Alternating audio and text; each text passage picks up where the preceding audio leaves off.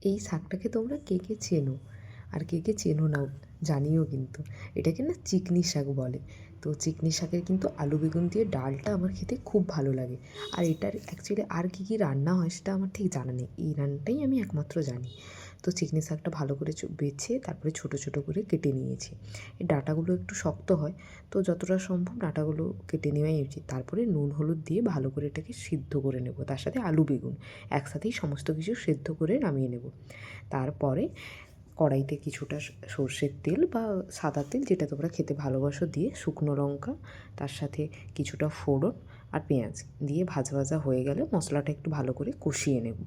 ঠিক আছে, তার সাথে আদা রসুন সমস্ত মশলা দিয়ে কিন্তু মশলাটা ভালো করে কষিয়ে ডালটা ছুঁকবো আর কি। একটু লঙ্কার গুঁড়িও দিয়ে দিয়েছি যাতে কালারটা ভালো আসে।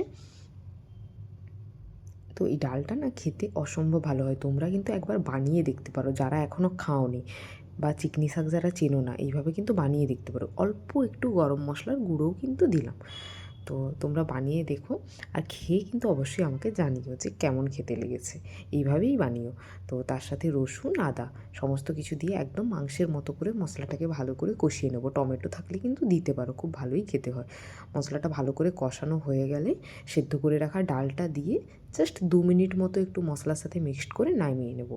রেডি হয়ে গেছে আমাদের ডাল। তো বাই বাই, আজকে এইটুকুই।